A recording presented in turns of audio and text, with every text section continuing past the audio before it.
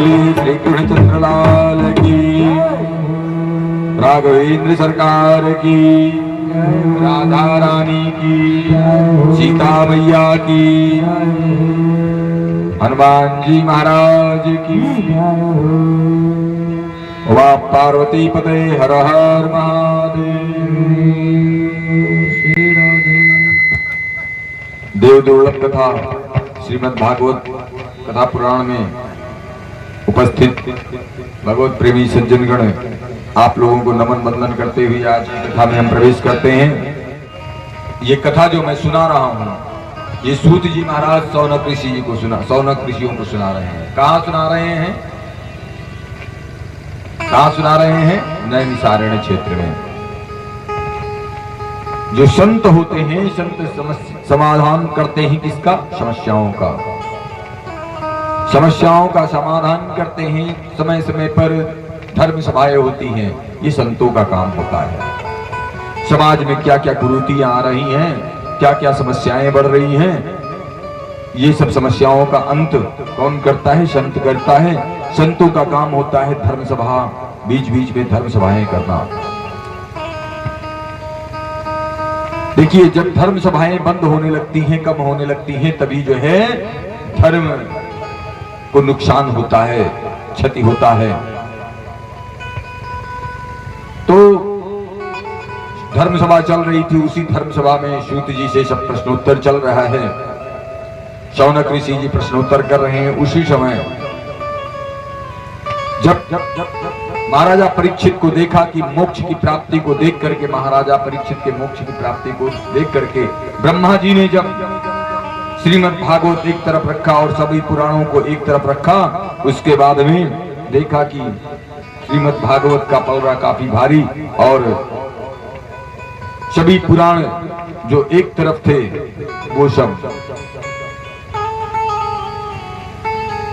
बहुत हल्के हो गए श्रीमद् भागवत के आगे।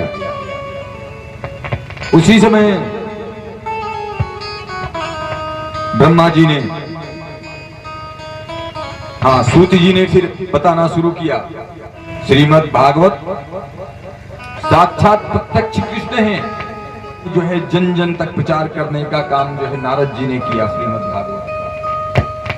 और यही नारद जी, एक प्रसंग और आता है, मैंने सनक सनंदन सनातन से इसका नियम मैंने उनसे सुना। अब उनसे कब सुना? उनसे एक बार की घटना है, एक बार का प्रसंग है कि सनक सनंदन सनातन ये सब जो है कहां पर? उत्तराखंड में बद्रीनाथ धाम में जो है विराजमान थे। कौन? सनक सनंदन सनातन सनत कुमार। ये हमेशा देखने में 5 वर्ष के ही दिखते हैं, लेकिन कई हजार वर्ष के हैं वो। लेकिन दिखते कैसे हैं? हमेशा 5 वर्ष के ही दिखते हैं। ये सनक सनंदन सनातन और सनत कुमार, ये सब वही बद्रीनाथ धाम में विराजमान थे। उसी समय नारद जी जा रहे थे। बहुत जल्दी नारद जी जा रहे थे। वीणा की तान तो थी, नारायण नारायण का नाम तो जप रहे थे, लेकिन बहुत जल्दबाजी थी। लगता था कि कहीं जैसे कितनी जल्दी हो नारद जी को। और जो मुख है उनका जैसे चिंता से ग्रसित था। वीणा की तान तो है, जो उनका एक भजन है, श्रीमन नारायण नारायण नारायण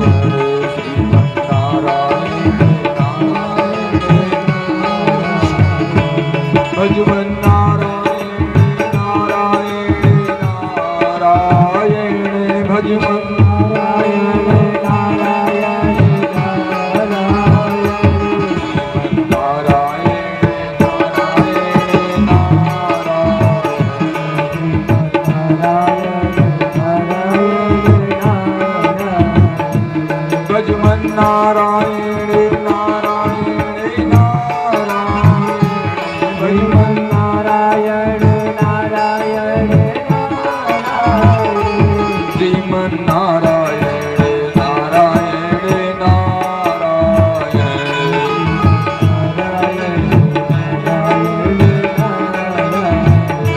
भजमन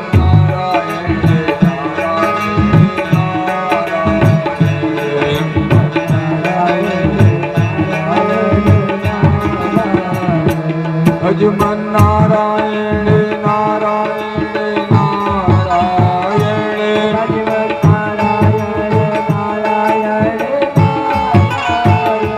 श्रीमन नारायण नारायण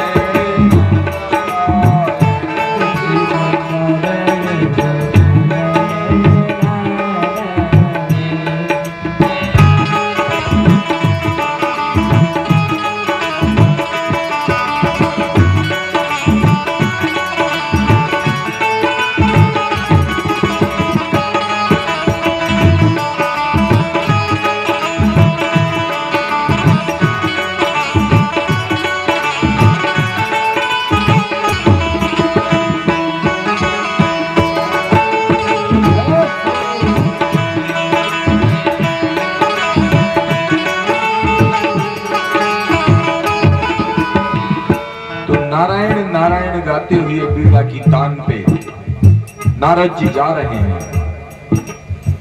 शनक सनंदन सनातन ने देखा, जब उन लोगों ने देखा तो कहा कि नारद जी क्या बात है, आप क्यों उदास दिखते हो, क्या कारण है, आप कितना उदास हैं।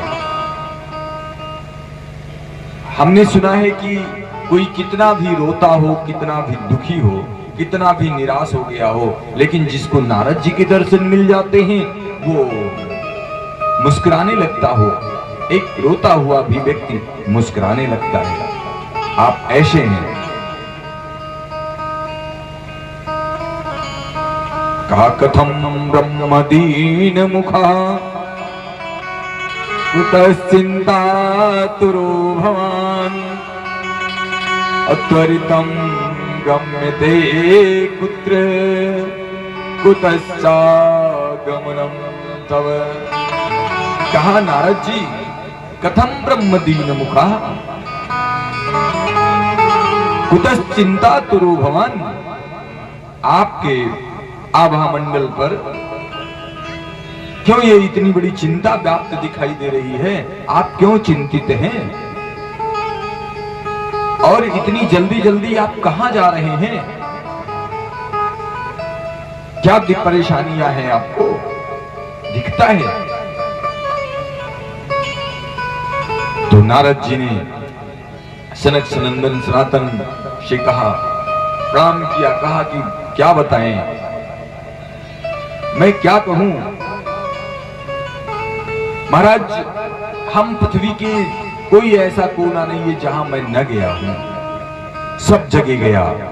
अहम तो पृथ्वीं यातो, अहम तो पृथ्वीं यातो ज्ञात्वा सर्वोत्तमामिति अपुष्करं चा प्रयागं चा काशीं गोदावरीं तथा। महाराज मैं पृथ्वी पर आया, पृथ्वी की सबसे श्रेष्ठ समझता था मैं, और सबसे श्रेष्ठ जगह समझ करके मैं जहां पर गया, हर क्षेत्र में गया, कुरुक्षेत्र में गया, सेतु बंधन में गया, सेतु बंध गया, रामेश्वरम गया, और मैं सत्य कहता हूं कि जो मुझे कहीं भी शांति नहीं मिली, कहीं भी शांति नहीं मिली। क्यों नहीं मिली? ना पश्यम कुत्रचिक्षरमं, ना पश्यम कुत्रचिक्षरमं मन संतोषकारकं अकलिना धर्ममित्रेण धरेयं बाधिताधुना। न कोई सत्य बोलता है, लोगों की बुद्धि कलयुग से, लोगों की बुद्धि पर कलयुग इतना चढ़ गया है, ऐसा बिगाड़ दिया है कलयुग ने लोगों की बुद्धि को कि एक बार अगर किसी ने सत्य भी बोल दिया तो अपने को सिद्ध करने में लग जाते हैं कि मैं महाराजा हरिश्चंद्र से भी ज्यादा सत्यवान हो गया हूं। संतों का आदर सत्कार कम हो गया है, समाप्त हो गया है। और यही नहीं, घर में बुजुर्ग माताओं की नहीं चलती है, माँ बाप की नहीं चलती है, किसकी चलती है? तरुणी प्रभुता आगे है, श्याल को बुद्धिदायिका। तरुणी प्रभुता आगे है, श्याल को बुद्धिदायिका। देखिए, जो घर में नई बहू आई है ना, उसकी चलती है, लेकिन उसकी भी नहीं चलती है। अगर उसकी चले तो मालकिन है, चलना चाहिए। लेकिन बुद्धि किसका प्रयोग होता है उसको, उस परिवार को चलाने में? ससुराल से। जो संदेशा ससुराल से आता है, शाम को फोन होता है, ये करना है, करे न करे। और जो ससुराल से जो साले लोग जो कहते हैं, वो होता है, ससुराल की चलती है।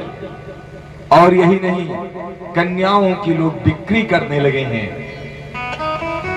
इतना सबको लोभ बढ़ गया है।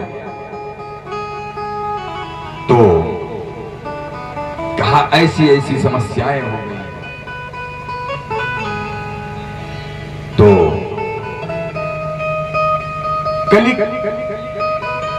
कलयुग का इतना प्रभाव हो गया है। कलिना धर्म मित्रेण धरे अम्बादितादुना। अधर्म का मित्र कली है, जो लोगों की बुद्धि को बिल्कुल विकृत कर दिया है, खराब कर दिया है। और यही नहीं, जानते हैं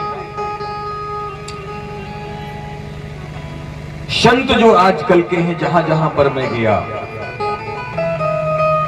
संत देश तो संत का है, लेकिन उनका जो स्वभाव है वो संत का नहीं है। मैंने जो देखा, कहते हैं भैया आवाज किधर से आ रही है, हल्ला कौन मचा रहा है? तो कहते हैं मौनी बाबा मचा रहे हैं। कहते हैं बच्चे किसके घूम रहे हैं? कहते हैं भैया ब्रह्मचारी महाराज के घूम रहे हैं। कहा भैया ये बड़ी बड़ी बिल्डिंगें किसकी बनी है? कहा त्यागी महाराज की बनी हुई है। कलयुग ने इतना बिगाड़ दिया है। अच्छा, जब मैं वृंदावन धाम पहुंचा, ये नारद जी कहते हैं, किससे कहते हैं? सनक सनातन से कहते हैं। नारद जी कहते हैं जब मैं वृंदावन धाम पहुंचा तो मैंने क्या देखा? मैं जा रहा था तो मैंने देखा एक स्त्री बैठी हुई है सुंदर सी, और उसके चारों तरफ तमाम और भी स्त्रियां बैठी हैं तमाम।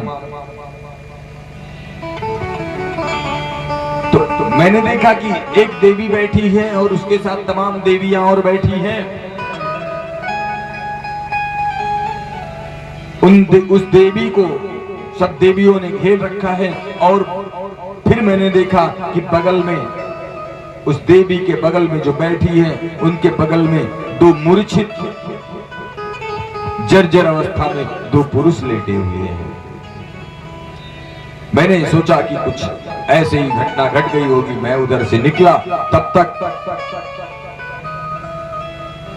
भो साधो क्षणम तिष्ठ, वो स्त्री बोलती है, वो देवी बोलती है, वो देवी बोलती है, कहती है भो साधो क्षणम तिष्ठ, हे साधो क्षणम तिष्ठ, कुछ पल के लिए रुकिए। खड़े हो गए नारद जी। कहा मचिंता मयि नाशव, अपनी चिंता के विषय में बताया। देखिए कहा गया है, अगर कोई भी चिंता ग्रसित हो और कोई संत मिल जाए तो समझिए कि अब उसकी समस्या का समाधान होने वाला है। नारद जी मिल गए। भक्ति ने समझा कि ये तो संत हैं, अब ये हमारी समस्याओं का समाधान कर सकते हैं। आपके दर्शन से ही जो है, आपका दर्शन जब प्राप्त होता है तो सारी समस्याओं का समाधान हो जाता है। तो साधु कहा है नारद जी को, कह करके रोका, कहा एक पल रुक करके हमारी बातों का वो सुन लीजिए, हमारा समाधान कर दीजिए। नारद जी को जब भक्ति ने ऐसे कहा, साधु कह करके रोका, तो नारद जी पास तक गए और नारद जी पास तक जाकर के भक्ति के दुख का कारण पूछा। कहा क्यों दुखी हो देवी, क्यों दुखी हो? तो भक्ति ने कहा कि मेरा नाम भक्ति है और ये जो बैठी हैं ये गंगा यमुना सरस्वती सब नदियां हैं, और ये जो बगल में जो लेटे हुए हैं ये ज्ञान वैराग्य, ये हमारे दो पुत्र हैं।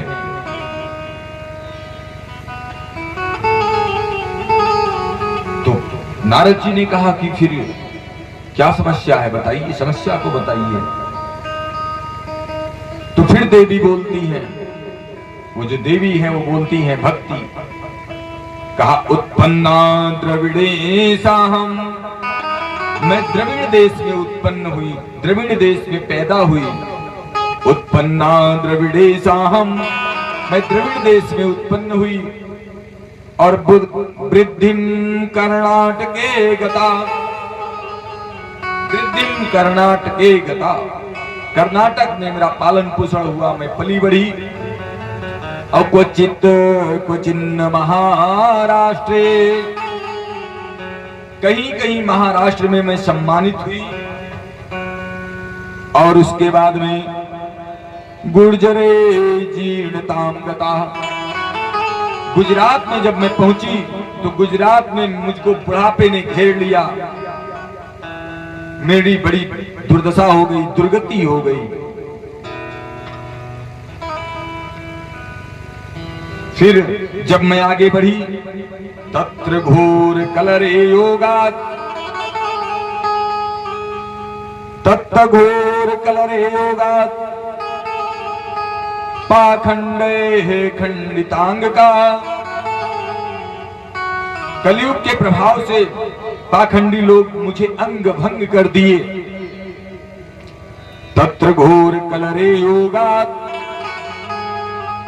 पाखंडे खंडितांग का, और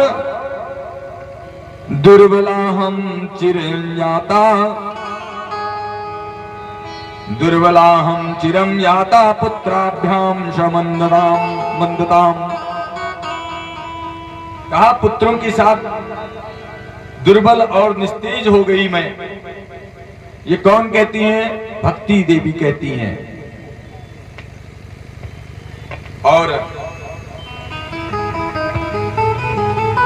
जब मैं वहां से वृंदावन आई तो कुछ तो अच्छा हुआ, कुछ अच्छा ये हुआ कि मैं तो जवान हो गई, मैं सुंदर हो गई, लेकिन मेरे जो पुत्र हैं ज्ञान और वैराग्य, ये काफी जर्जर अवस्था में, वृद्धावस्था में चले गए। ये बीमारी की अवस्था में चले गए, जर्जर हो गए, वृद्ध हो गए। मां जवान बैठी हो और पुत्र वृद्ध हो गए हो, जर्जर हो गए हो, रोगग्रस्त हो गए हो, तो बताइए मां प्रसन्न रहेगी? नहीं रहेगी। तो सनत कुमारों ने कहा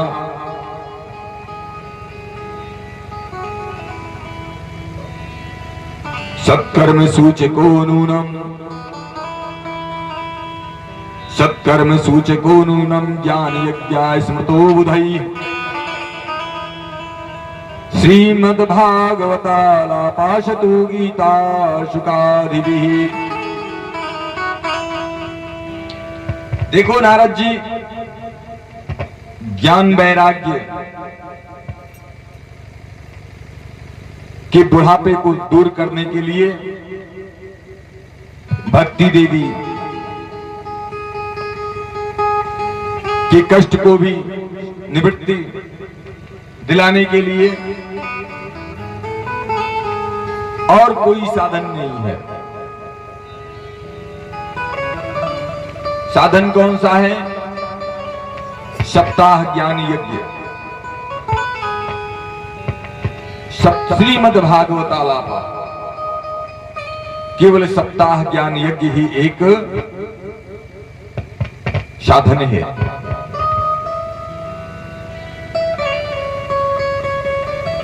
तो नारद जी ने कहा कि मैंने वेद वेदांत का पाठ कर दिया। कहा मुझे नारायण ने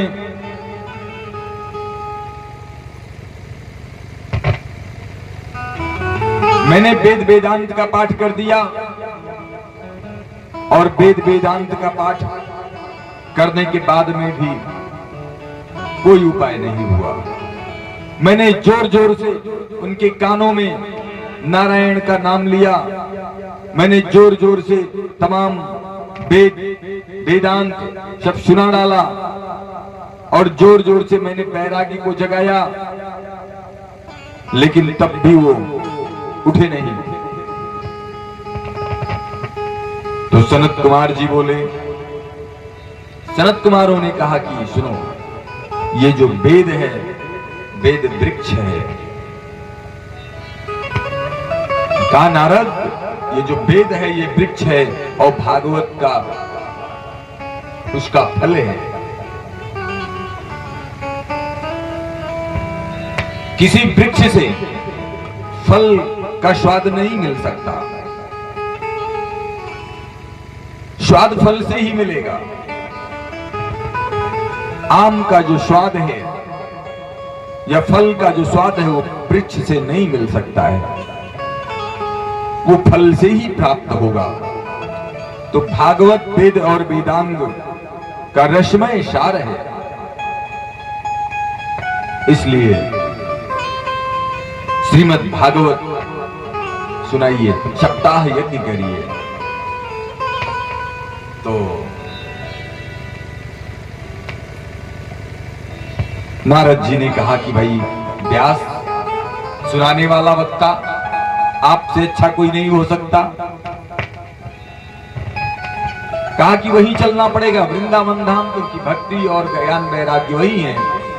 नारद जी ने कहा। तो सनत कुमारों ने कहा कि ये जो है आप कथा कहीं भी करिए, आप कथा उस स्थान पर करिए जहां पर लोग आए। कहा गया है स्थान का चयन करना चाहिए, एकदम उचित स्थान हो। ऐसी जगह पर कथा करनी चाहिए जहां पर सभी लोग पहुंच सके। बैठने की उचित व्यवस्था करनी चाहिए, अच्छा सुंदर कार्ड छपवाना चाहिए, लोगों को आमंत्रण देना चाहिए कि आप कथा सुनने के लिए आए। यही सनक सनंदन सनातन सनत कुमारों ने जो है नारद जी से कहा चलिए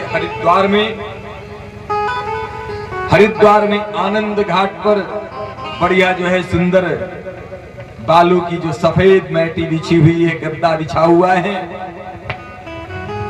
अच्छा, बालू से कपड़ा नहीं गंदा होता है। आप बालू में बैठ जाइए, खड़े हो जाइए, बालू झड़ जाएगा, कपड़ा आपका गंदा नहीं होगा, गद्दा रहेगा एकदम बढ़िया सफेद बालू की मैटी बिछी हुई, गद्दा बिछा हुआ, और वहीं पर जो है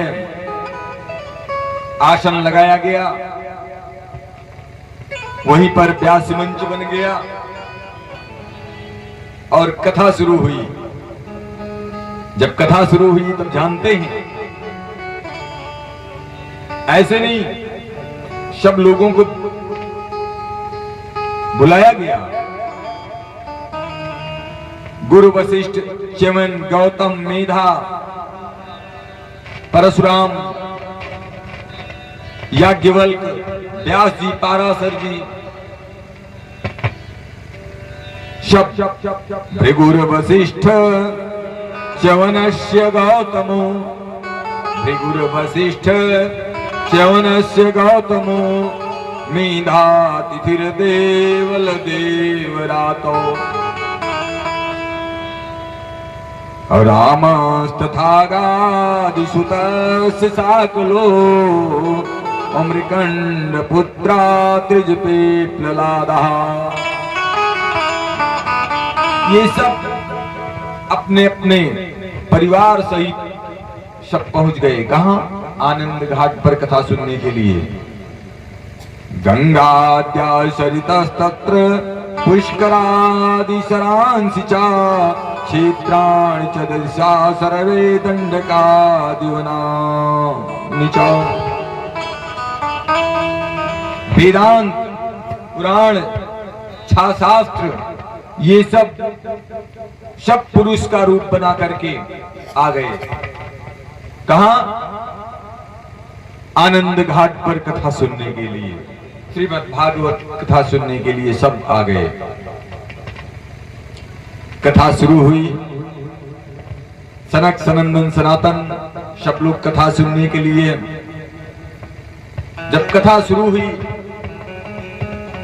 तो जानते हैं, जैसे ही श्रीमन्नारायण नारायण नारायण श्रीमन्नारायण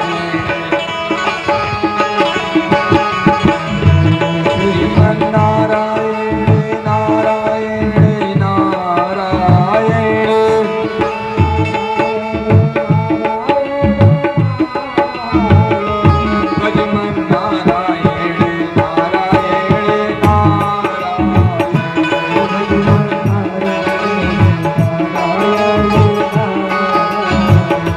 श्रीमन्नारायण नारायण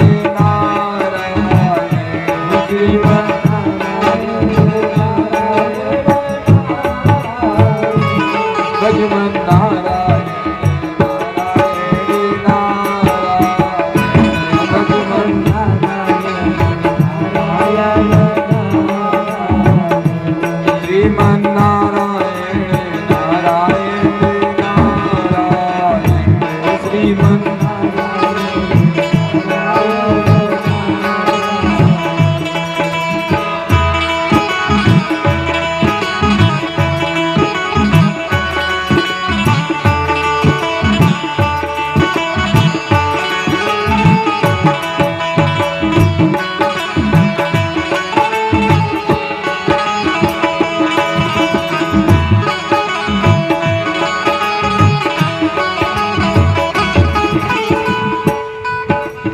भजमन नारायण नारायण नारायण भजमन नारायण नारायण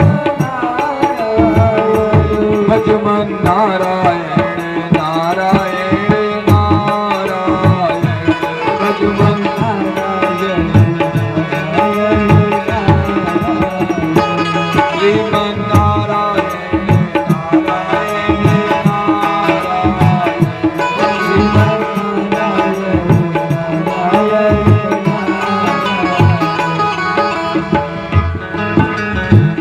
जैसे ही भगवान के नामों का गुणगान शुरू हुआ, श्रीमद् भागवत कथा शुरू हुई। जानते हैं, भक्ति नाचते गाते हुए कहां से कहां वृंदावन धाम में थी, नाचते गाते हुए पहुंच गई। देखिए श्रीमद् भागवत का असर। श्रीमद् भागवत कहां चल रही है? आनंद घाट पर चल रही है। ज्ञान और वैराग्य कहां स्वस्थ हो गए? वृंदावन धाम में जाओ, जो जर्जर अवस्था में जो पड़े थे स्वस्थ हो गए। वो ज्ञान वैराग्य और भक्ति माता के साथ पहुंच गए आनंद घाट पर।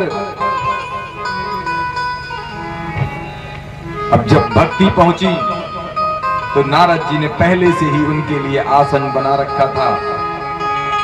आसन अपने अपने आसन पर तीनों विराजमान हो गए।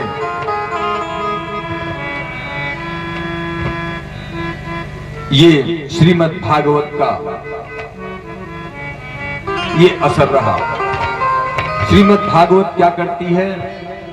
भक्ति को स्वस्थ रखती है और साथ में ज्ञान वैराग्य भी निरोग रहते हैं।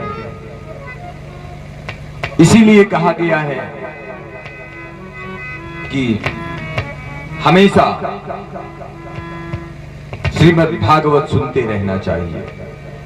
आपकी भक्ति स्वस्थ रहेगी, आपके ज्ञान वैराग्य स्वस्थ रहेंगे। सनत कुमारों ने बहुत सुंदर व्याख्यान दिया। एक ये व्याख्यान कैसा है? कहा ये मानवः पाप कृतास्तु सर्वदा असदा दुराचार रता विमार्गः। ये मानवः पाप कृतास्तु सर्वदा असदा दुराचार रता विमार्गः। क्रोधाग्निदग्धा कुटिलास्य कामिना सप्ताह यज्ञेन कलो पुनन्ति ते। फिर जब प्रश्न किया, कहा ये तो अगर कोई व्यक्ति, ये तो जर्जर अवस्था में थे, लेकिन अगर कोई व्यक्ति बहुत बड़ा पापी हो गया हो, कभी सत्कर्म न किया हो, दुराचारी रहा हो और क्रोधाग्नि की अग्नि में जलता रहा हो, ऐसा व्यक्ति और उसके बाद में उसकी मृत्यु हो गई हो, ऐसे व्यक्ति के लिए बताइए। और यही नहीं, बाद में भूत बन गया हो, पिशाच बन गया हो, तो उसके कल्याण के, उसके मुक्ति का क्या संसाधन है, इसके विषय में बताइए। कहा कि ये श्रीमद् भागवत ही उसके मुक्ति का संसाधन है। कहा इसका भी एक प्रसंग है। कहा इसका प्रसंग क्या है? कहा मैंने जो देखा है, मैंने जो साक्षात देखा है। कहा क्या? सनत कुमारों ने एक सुंदर कथा प्रसंग सुनाया। कौन सा कथा प्रसंग सुनाया? सुंदर कथा प्रसंग सुनाया। कहा सुनो, तुंगभद्रा तटे पूर्वम। कहा सुनो, ऐसा भी एक व्यक्ति था, तुंगभद्रा तटे पूर्वम भूतपत्तन उत्तमम अयत्र वर्णः स्वधर्मेण सत्य सत्कर्म तत्परः। कहा तुंगभद्रा नदी के किनारे सुंदर नगर, एक उत्तम नगर था। अच्छा, सुंदर नगर है, उत्तम नगर है, तो लोग भी वहां के अच्छे होंगे, तभी वो उत्तम नगर है, सुंदर नगर है। वहां एक पंडित जी रहते थे। उन पंडित जी का नाम था आत्मदेव। वो खुद तो बड़े सुशील थे, परिमित भाषी थे, मितव्ययी थे और कर्मकांडी विद्वान थे। पूजा पाठ करवाते थे, विवाह आदि करवाते रहते थे। हाँ, और सत्यनारायण कथा व तमाचा करते थे, गांव में तेल पूजन आदि करवाया करते थे आत्मदेव जी। लेकिन उनकी जो पत्नी थी बड़ी लालची थी, बड़ी दुष्टा थी, बड़ी लोभी थी वो, और उसका नाम भी ऐसा ही था, उसका नाम था धुंधली। आत्मदेव जी तो बड़े अच्छे हैं, विद्वान हैं, कर्मकांडी विद्वान हैं, लेकिन उनकी जो पत्नी है वो बड़ी कर्कशा है। दक्षिण में आत्मदेव नामी सज्जन सीधा सा ब्राह्मण था।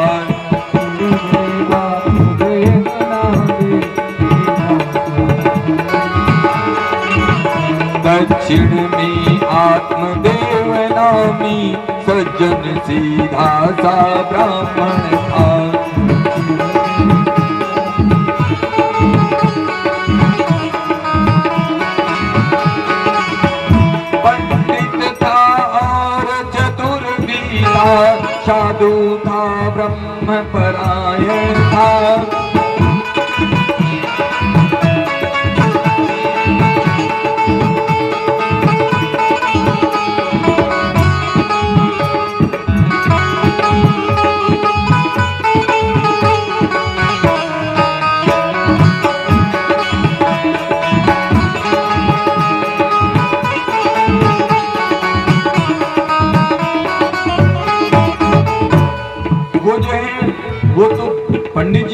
बहुत सीधे साधे थे, बहुत चतुर थे, पंडित थे, विद्वान थे, पूजा पाठ करवाते थे।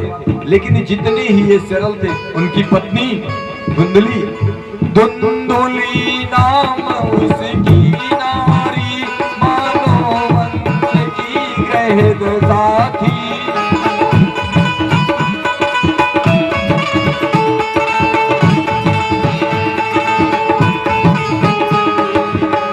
स्वामी जितना ही सज्जन था, उतनी ही नारी करके साथी।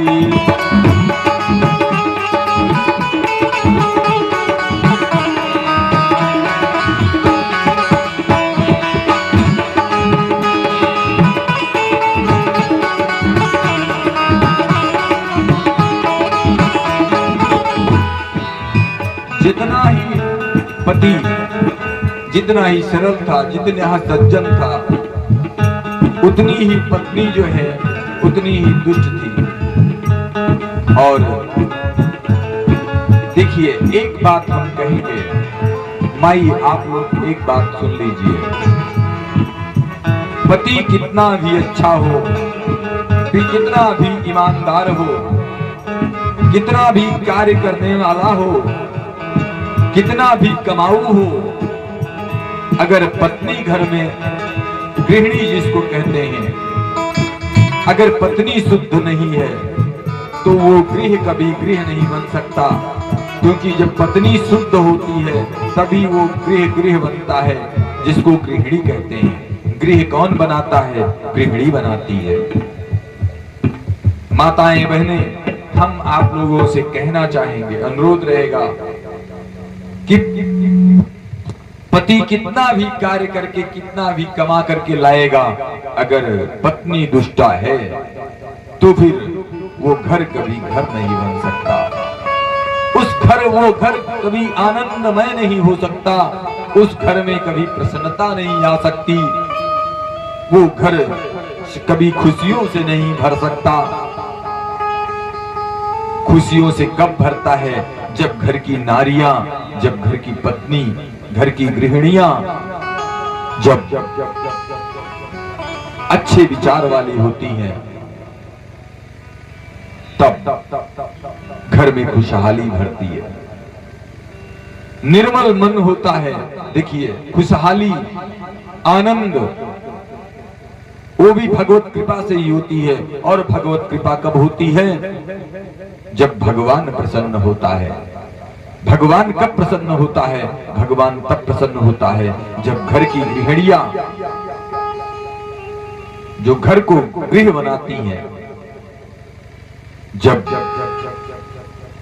वो निर्मल मन से कार्य करती हैं। निर्मल मन जन सो मोहि पावा, मोहि कपट छल क्षेत्र न भावा।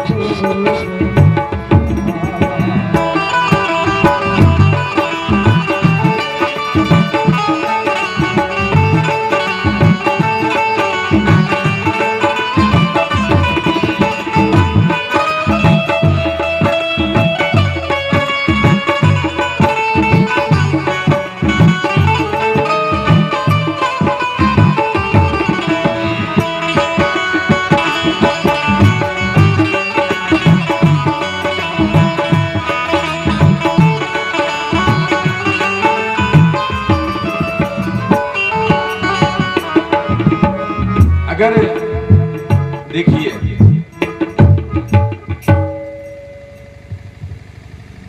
अब वो जो पंडितानी है, पंडितानी पड़ोसियों से लड़ जा रही हैं, कहीं किसी से झगड़ जा रही हैं। पंडित जी जैसे ही आते हैं कहीं कथा वथा बाँच करके तो केवल उतनी देर पंडित जी से प्रसन्न रहती हैं, दिखावा रहता है कि जब तक जो पंडित जी लाए हैं उसको ले नहीं लेती है। पंडित जी का जेब हल्का,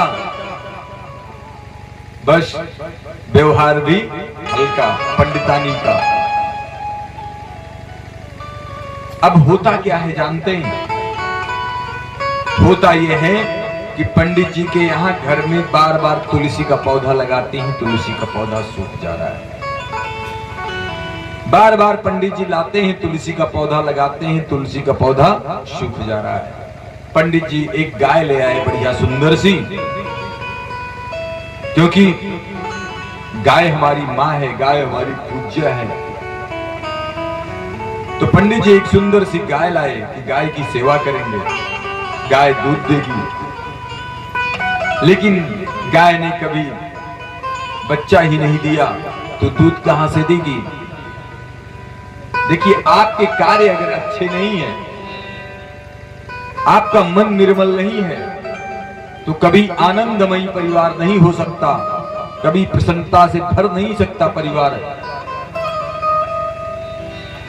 और ये सब तभी होता है जब निर्मल मन होता है, क्योंकि भगवत कृपा होती है तभी होता है। और यही नहीं, पंडित जी के घर के सामने एक आम का पौधा लगा हुआ था, बहुत कई वर्ष हो गए थे, उसमें कभी भंवर भी नहीं आए, कभी एक भी फल नहीं आया। किसकी वजह से? केवल एक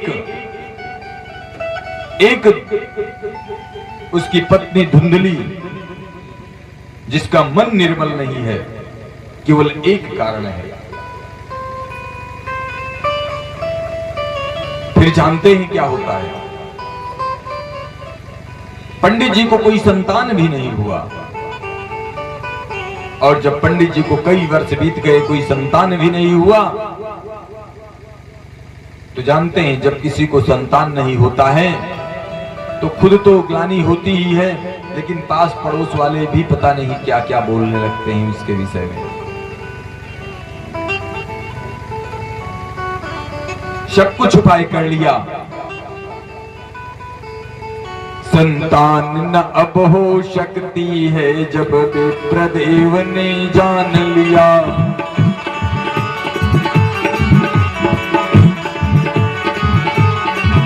संतान न अब हो सकती है, जब विप्रदेव ने जान लिया।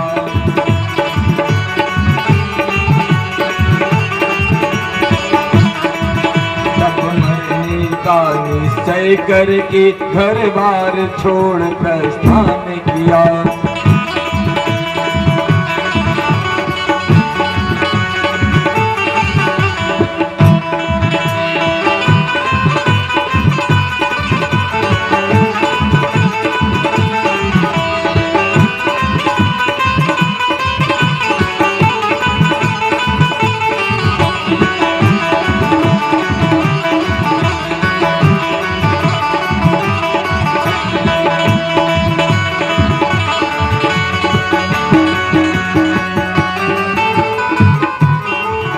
वन में पानी ढूंढने लगा वो मरने का अभिलाषी भी।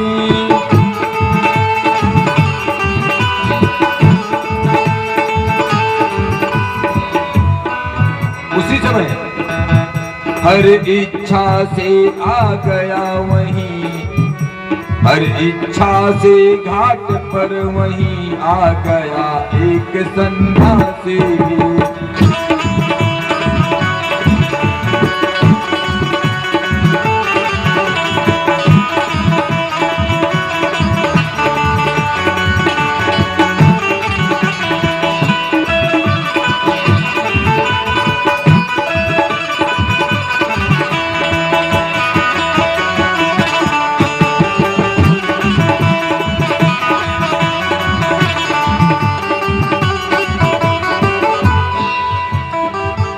जैसे ही पंडित जी चले गए, सोचा कि अब कोई उपाय नहीं है, मरने के लिए चले गए। मरने के लिए गए तो जंगल में चले गए, जंगल में तलाशने लगे कोई पानी वानी, कोई जगह हो जहां उसी में डूबकर मर जाएं। और जैसे ही पानी की तलाश में थे तब तक देखा एक साधु, एक सन्यासी सामने से। उस साधु ने जब देखा तो देखते ही साधु ने पूछा, क्या पूछा पंडित जी से? वो बोला कहाँ भटकते हो, क्या इच्छा तुमको लाई है?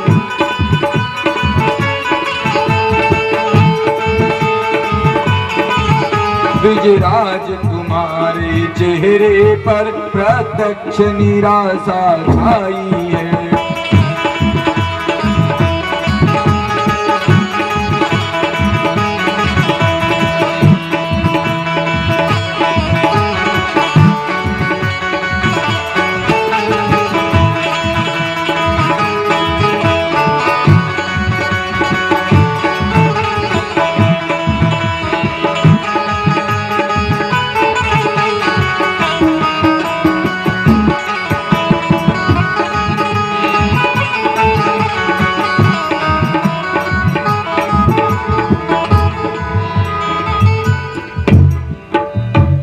कहा क्या बात है ब्राह्मण देवता?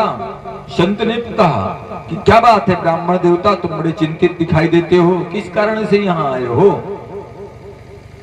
तो कथम रोदस्य विप्रम, कथम रोदस्य विप्रत्वम काते चिंतावलीयसी अवदत्तम सत्वरम मध्यम स्वस्थ दुःखस्य कारणम।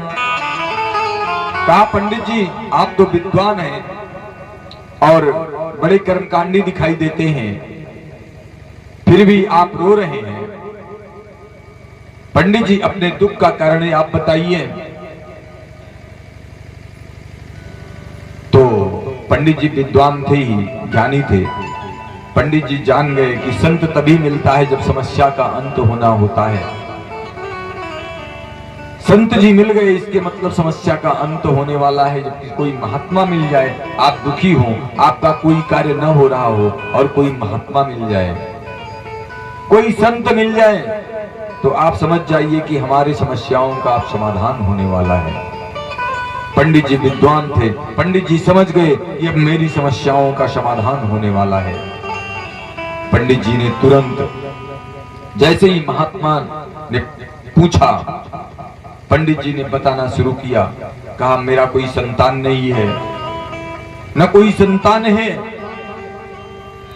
गाय लाया, उसने बछड़ा नहीं दिया। आम का पौधा लगाया, उसने फल नहीं दिया। तुलसी, बार बार तुलसी का पौधा लगाते हैं, वो दरवाजे पर सूख जा रहा है। तो बार बार, और क्या करूं? अब और कोई उपाय नहीं दिखता है।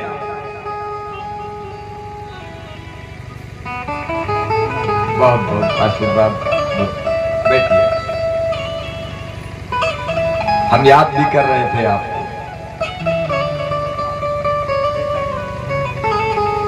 महात्मा जी ने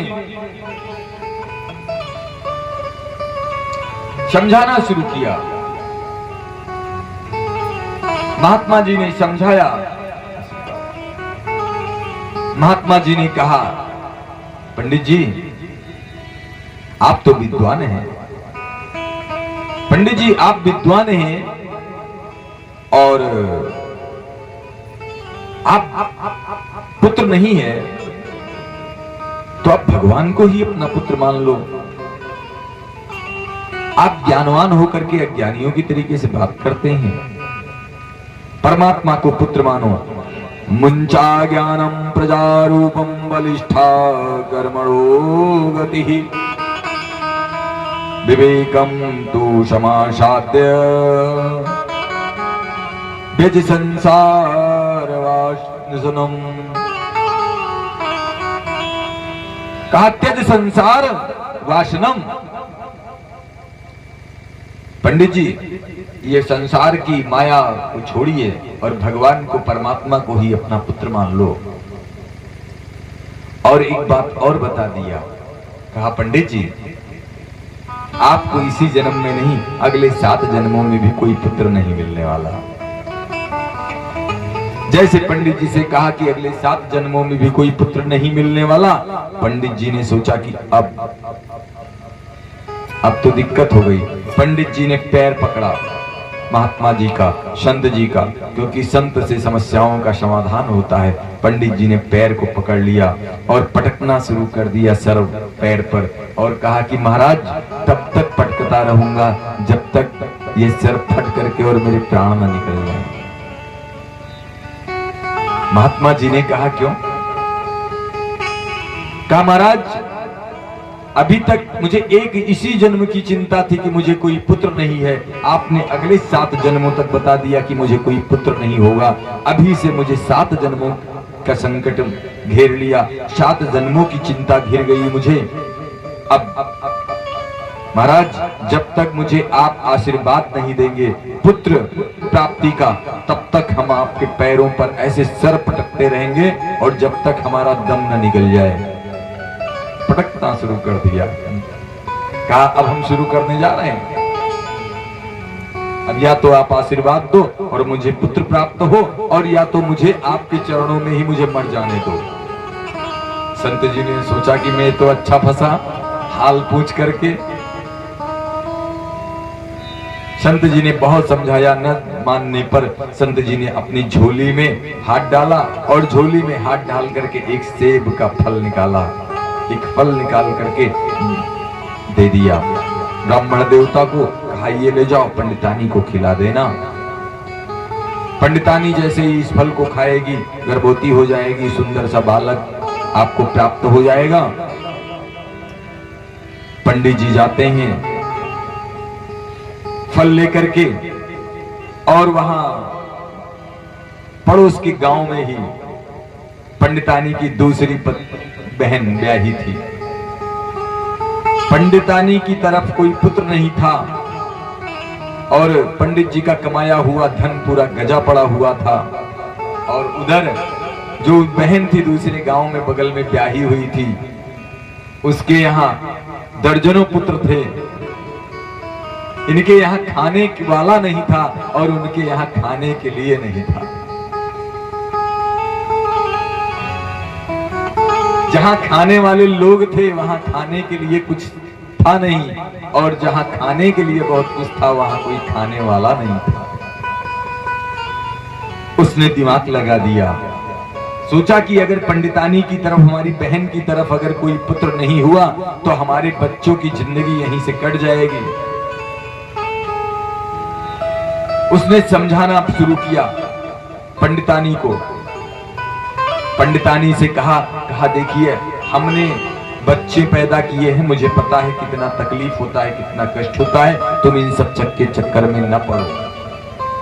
हमारे पास इतने पुत्र हैं और एक गर्भ में भी है, हम उनको उसको दे देंगे, पंडित को पता नहीं चलेगा और तुम सभी समस्याओं का तुम्हारा समाधान हो जाएगा, तुमको कोई कष्ट नहीं उठाना पड़ेगा। पंडित जी ने वो जैसे ही बहन ने पंडितानी को ऐसे समझाया, पंडितानी के समझ में आ गया। पंडितानी ने कहा कि बहुत सही कहा है तुमने, मुझे अपना पुत्र दे देना। कहा हाँ, एक काम करना, मुझे 1 महीना पहले बुला लेना सौरी करने के लिए। अब पहले आती थी बुआ। जब बच्चा होता था तब बुआ आती थी सेवा करने के लिए, सौरी करने के लिए। अब बुआ नहीं आती है, अब मौसी आती है। और दांव पड़ गया तो मौसी यहीं रह जाती है। कहने का मतलब यह है कि पंडितानी ने और बहन का जो है तय हो गया कि हम गर्भवती हैं और आप बुला लेना, और जब पुत्र होगा हम आपको दे देंगे, सेवा के बहाने आ जाएंगे।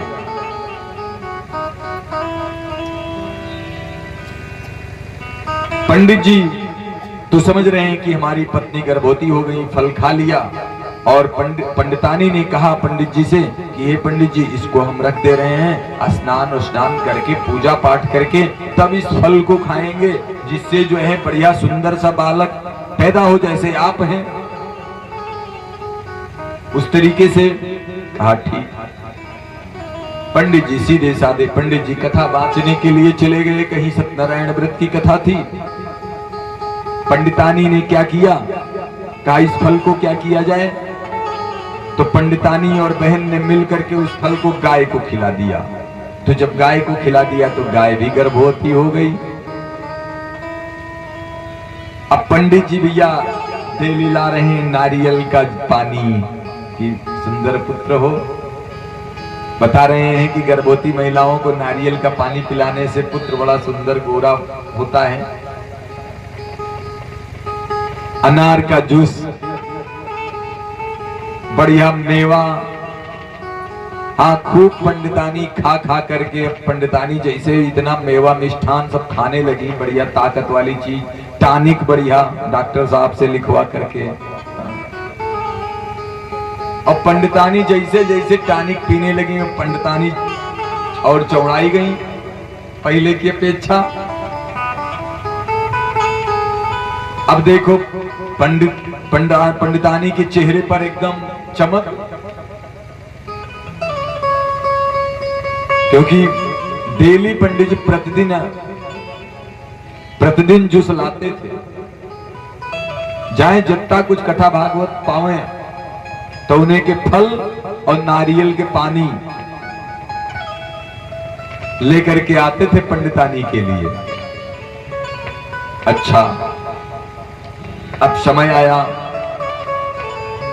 आया, पंडितानी ने अपनी बहन को मंगा लिया।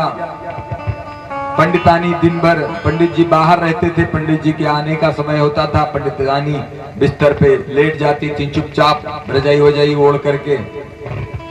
समय आया, बहन को पुत्र हुआ उसके, बहन ने धीरे से पंडितानी को दे दिया। पंडित जी बहुत प्रसन्न हुए कि मुझे पुत्र हुआ, मुझे पुत्र हुआ। पंडित जी ने बढ़िया छठी किया, बरई किया, मशवरा किया, खूब धूमधाम से मनाया। तब तक उधर गाय को भी एक पुत्र हो गया। अब नाम रखने की बारी आई, तो जब नाम रखने की बारी आई तो जानते हैं धुंधली ने क्या कहा, हे पंडित जी, कहा देखो ये लड़का पर हमारा अधिकार है, पुत्र मेरा है, मैंने मेहनत से 9 महीने पाला है। तुम एक काम करो, गाय के पुत्र जो हुआ है, तो जो गाय का पुत्र हुआ, गाय का पुत्र जानते हैं कैसा हुआ, वो बिल्कुल मनुष्य की तरीके से हुआ, बिल्कुल मनुष्य के पुत्र की तरीके से हुआ। केवल कान उसके गाय के समान थे, बस कान बड़े थे, गाय के समान कान थे, और एकदम मनुष्य की तरीके से। तो कहा सुनो, आप गाय के पुत्र का नाम रखेंगे और मैं अपने पुत्र का नाम रखूंगी। पंडित जी ने कहा ठीक है, रखो भाई। तो पंडितानी ने कहा कि मेरा नाम धुंधली और मेरे पुत्र का नाम धुंधकारी, मेरे नाम से मिलता जुलता हुआ मेरे पुत्र का नाम रहेगा। कहा मेरा नाम धुंधली, मेरे पुत्र का नाम धुंधकारी। पंडित जी ने कहा ठीक है। पंडित जी ने, गाय के समान कान थे इसलिए पंडित जी ने अपने उस पुत्र का, गाय के पुत्र का नाम रख दिया गोकर्ण। अब यही नहीं, गोकर्णः पंडितो ज्ञानी धुंधकारी महाखलः।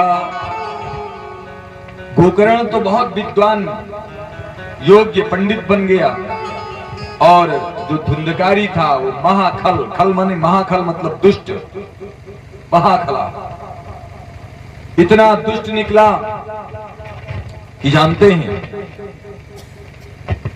कोई ऐसा अवगुण नहीं था जो उसके अंदर न रहा हो, कोई ऐसा अवगुण नहीं है।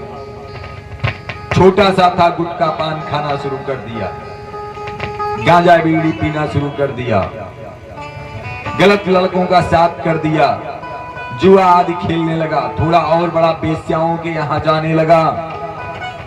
अब इन सब के लिए पैसा चाहिए ना, तो जब पैसा चाहिए तो धुंधली के पास पहुंचता था, लाओ पैसे दीजिए।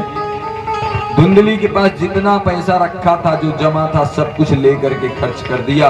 पंडित जी जो जमा करके लाते थे, जो कमा करके सबको केवल वो खर्च करता था, उड़ाता था। मदिरा पान करने लगा, सब में पैसा ही खर्च होता है। बड़ी दुर्दशा हो गई। जब घर की स्थिति खराब हो गई, मारने पीटने लगा माँ बाप को, तो गोकर्ण ने अपने पिताजी को समझाया। पिताजी तुरंत घर द्वार छोड़ करके संन्यास आश्रम में जंगल को चले गए। गोकर्ण भी अपना जो है तीर्थ यात्रा में लग गए। और केवल कौन बचा? धुंधली। अब धुंधली जब घर में बची तो धुंधली को मारने पीटने लगा। अब धुंधली की कमाई तो हो नहीं रही है, पंडित जी है नहीं, कमा करके ला नहीं रहे, तो धुंधली के पास कोई पैसे नहीं है। अब वो जो है धुंधकारी पैसा मांगता है, पैसा दीजिए, पैसा दीजिए, पैसा दीजिए। अब वो कहां से पैसा दे भाई? धुंधली धुंधली को मारने पीटने लगा, धुंधली को मारने पीटने लगा। एक दिन धुंधली भी मर गई कुएं में गिर करके। अब देखिए, जब धुंधली भी मर गई, अब स्वतंत्र हो गया, स्वच्छंद हो गया धुंधकारी। और जब धुंधकारी स्वच्छंद हो गया तो अब कुछ भी करता। जो कुछ था, घर खेत बेचना शुरू कर दिया, बेच बाच करके सब वेश्याओं को दे दिया। कुछ मदिरा पान करके नशा पत्ती में खत्म कर दिया। अब वेश्याओं को अपने घर में ले आया। अच्छा, ये वेश्याएं कौन है? सबके पास वो वेश्याएं हैं। वेश्याएं जानते हैं? काम, क्रोध, मोह, लोभ, ये भी वेश्या ही है। समझ गए? वेश्याओं को ले आया। और जब ले आया तो वेश्याओं को तो धन चाहिए। धन कहां से मिले? कहां से मिले धन? चोरी करना शुरू कर दिया। एक दिन क्या किया? चला गया चोरी करने के लिए, राजा के यहां चला गया चोरी करने के लिए। अब राजा के यहां जब चला गया चोरी करने के लिए, राजा के यहां से तमाम जेवरात आभूषण सब चुरा लाया, तमाम खजाना चुरा लाया। वेश्याओं ने सोचा कि आए ये कितना ले आया है, इसका मतलब कहीं बहुत बड़े के यहाँ चोरी किया है। पूछा पांचों वेश्याओं ने पूछा ये कहां से ले आए? कहा राजा के यहाँ चोरी किया है। पांचों वेश्याओं ने आपस में विचार किया, आपस में बात किया कि अब इसने राजा के यहाँ चोरी की है, किसी दिन ये पकड़ा जाएगा, और ये पकड़ा जाएगा तो हम लोग भी पकड़े जाएंगे, और हम लोग भी पकड़े जाएंगे तो इसके साथ हम लोग भी मरेंगे। इसको तो फांसी होना ही होना है, हम लोगों को भी हो जाएगी। बस कहा कि इसको ही खत्म कर देते हैं। पांचों वेश्याओं ने मिल करके और इसको ही मार मार करके खत्म कर दिया। कैसे मारा? इसको पहले मदिरा पान कराया, फिर चारपाई में लपेट लपेट करके रस्सियों से बांधा, और जब बांध दिया चारपाई में, तो चारपाई में बांधने के बाद में फिर मुंह में कपड़ा ठूस ठूस करके, डंडा घुसा घुसा करके इसको चारों तरफ से पीटना शुरू किया पांचों वेश्याओं ने। और तब भी जब नहीं मरा तो उसके नीचे लकड़ी जला करके, उसको जला करके, उसके मुंह में जला करके लकड़ी को ऐसे जलती हुई लकड़ी, जलता हुआ डंडा उसके मुंह में घुसा दिया। वो ऐसे करके उसको मारा। जब वो मर गया तो सभी वेश्याओं ने उसका धन लेकर के और वो अपने अपने घर चली गई। और कुछ दिन बीता, समय बीता।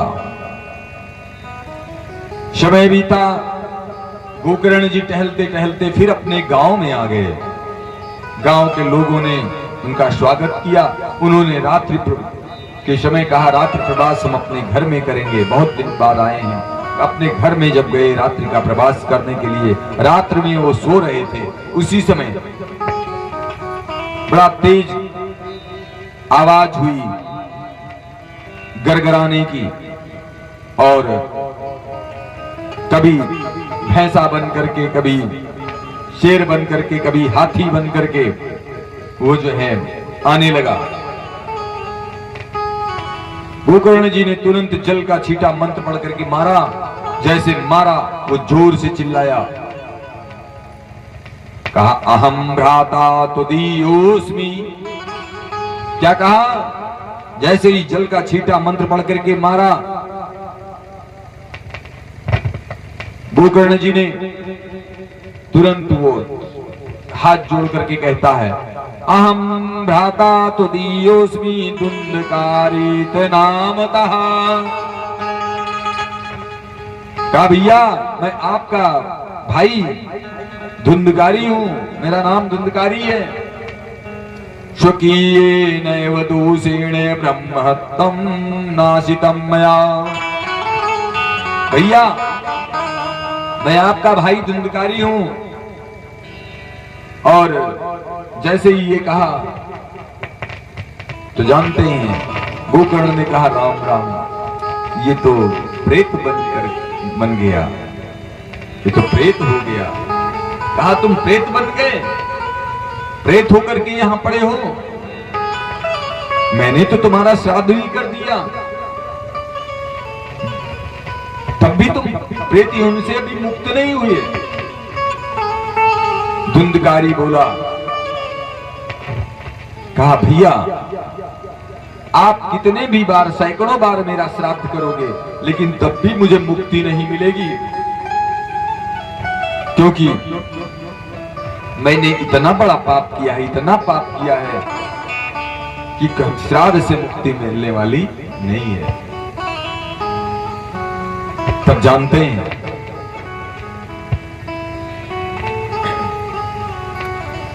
गोकर्ण जी ने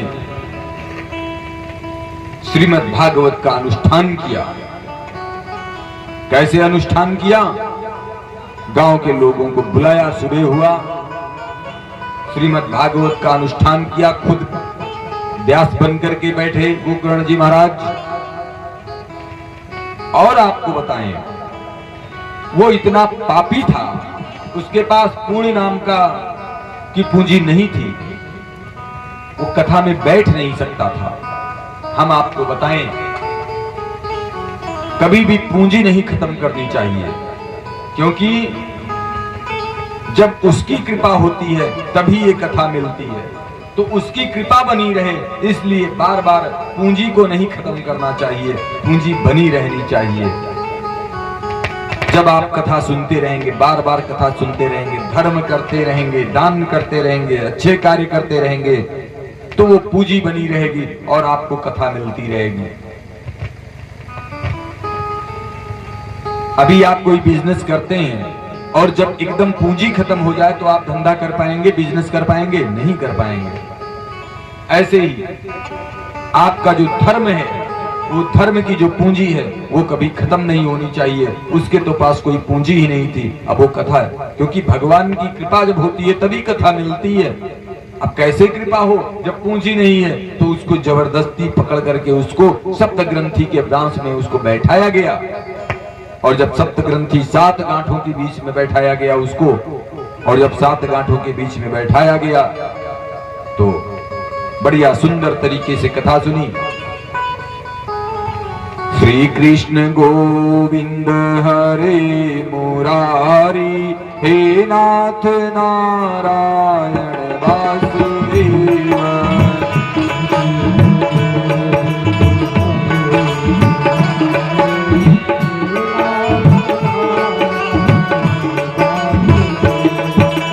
हे नाथ नारायण वासुदेव, हे नाथ नारायण वासुदेव।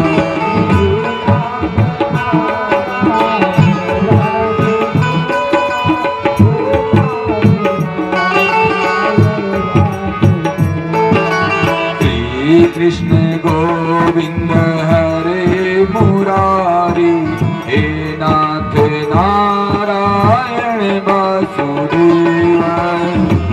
गाइए गाइए, तालियों से नारायण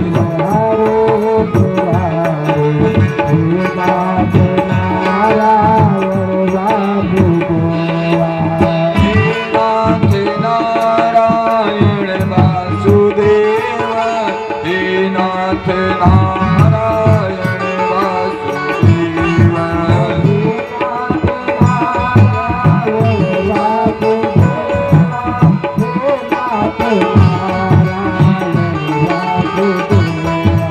श्री कृष्ण गोविंद हरे मुरारी, हे नाथ नारायण वासुदेव।